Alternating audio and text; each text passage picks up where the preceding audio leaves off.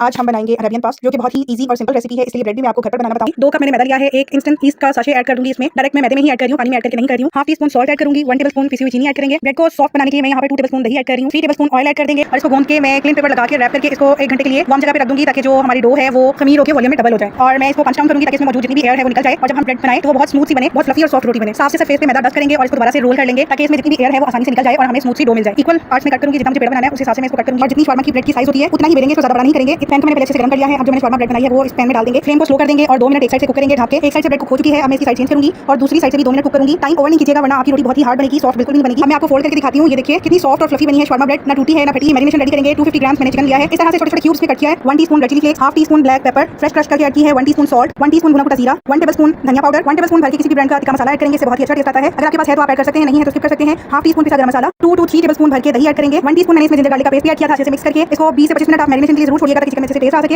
इसको मजीद चटपटा करने के लिए 1 टीस्पून मैंने तंदूरी मसाला ऐड किया है। सब 2 टेबलस्पून ऑयल डाला है, ऑयल ज्यादा नहीं डालेंगे और जो चिकन मैरिनेट किया हुआ था वो डाल के कुक कर लेंगे। चिकन में पानी नहीं डालना, जो हमने दही डाली है और चिकन का जो अपना पानी है उसी में ये कुक होगा। कुछ वेजेस ली हैं जिनको सौते करेंगे। पैन में 1 टीस्पून ऑयल डाला है। वेजेस में अनियन, कैबेज, कैरेट और कैप्सिकम है जिनको मैंने जूलियन कट किया हुआ है, पैन में ऐड कर देंगे। उसे 3 मिनट को हाई फ्लेम पर हमने कुक करना है, लो फ्लेम पर नहीं करेंगे वरना वेजेस अपना मॉइस्चर रिलीज कर देंगी और ये बहुत ही सॉफ्ट हो जाएंगी। आप अपनी पसंद की कोई भी वेजेस इसमें ऐड कर सकते हैं। वेजिटेबल्स को ठंडा कर लेंगे और चिकन की जो हमने फिलिंग रेडी की थी उसमें इन वेजेस को ऐड कर देंगे। ये देखिए मैंने ज्यादा कुक नहीं किया वेजिटेबल्स को, ना तो उनका कलर खराब हुआ है, हल्का सा क्रंच भी था वेजिटेबल्स में। और यहाँ मैंने 1 कप भर के चेडर और मोज़रेला चीज ऐड की है, कुछ ऑलिव्स ऐड किए हैं, 3 टेबलस्पून के करीब केचप ऐड किया है। अब 4 to 5 टेबलस्पून मायोनीज ऐड करूंगी। चिकन अगर आप भी चिकन टिक्का चंक्स रेडी करके डालेंगे तो स्पाइसेस ऐड करने की जरूरत नहीं है, और अगर बॉइल्ड श्रेडेड चिकन डालेंगे तो तब आप इसमें स्पाइसेस ऐड कर सकते हैं। सर्विंग के लिए एक मिक्सचर रेडी करना है, जिसके लिए यहाँ पर मैंने 1 कप मैदा ले लिया है, 2 टेबलस्पून कॉर्नफ्लोर ऐड करेंगे। आप जितने स्नैक्स बना रहे हैं उसके अकॉर्डिंग ही मैदा और कॉर्नफ्लोर लीजिएगा। मिक्सचर को फ्लेवर देने के लिए थोड़े से स्पाइसेस ऐड करेंगे। Half teaspoon salt, half teaspoon oregano add करेंगे, हाफ टीस्पून जीरा powder, half teaspoon freshly crushed black pepper, half teaspoon chicken powder, इससे बहुत ही डिफरेंट टेस्ट आता है। Half teaspoon red chilli powder या पेपरिका पाउडर। थोड़ा थोड़ा करके पानी ऐड करते जाएंगे और विस्क से अच्छे से मिक्स कर लेंगे ताकि इस मिक्सचर में लम्स ना हो। और ये वाला बैटर हमें थोड़ा रनी रखना है कोटिंग करने के लिए। आप इस बैटर की जगह पे एग्स भी यूज कर सकते हैं, लेकिन एग्स ज्यादा यूज होंगे, इसलिए कोटिंग के लिए मैं ये मैदे और कॉर्नफ्लोर वाला मिक्सचर रेडी करती हूँ। इस ब्रेड पे सबसे पहले पानी लगा लेंगे ताकि हम इसको सील इजीली कर सकें। पूरी ब्रेड पे अच्छे से पानी लगाएंगे, क्योंकि जब हमने इसकी शेप देनी है तो हमने इसके कॉर्नर्स को सील करना है, इसलिए पानी पहले लगाएंगे। और जो मजेदार सी फिलिंग रेडी की है उसको फिल करेंगे। ओके 2 टेबलस्पून के करीब मैंने फिलिंग ऐड की है और अब मैं इसको कॉर्नर्स को अटैच करते हुए अच्छे से सील कर दूंगी। जो पानी लगाया था उसकी वजह से इजीली ब्रेड अटैच हो जाएगी। आप मेरी तरह होममेड ब्रेड भी यूज कर सकते हैं, वरना पीटा ब्रेड भी ले सकते हैं, जो मार्केट से शॉर्मा ब्रेड मिलते हैं, आप वो भी यूज कर सकते हैं, लेकिन आप उनको फ्रेश लीजिएगा। और अगर फ्रेश ना हो तो हल्का सा माइक्रो कर लीजिएगा ताकि आपकी ब्रेड सॉफ्ट हो जाए। पहले मैदे वाले मिक्सचर में अच्छे से कोट करेंगे और होम ब्रेड क्रम्स से अच्छे से कोट कर लेंगे। आप इस तरह से कोटिंग करके इनको फ्रीज भी करके रख सकते हैं।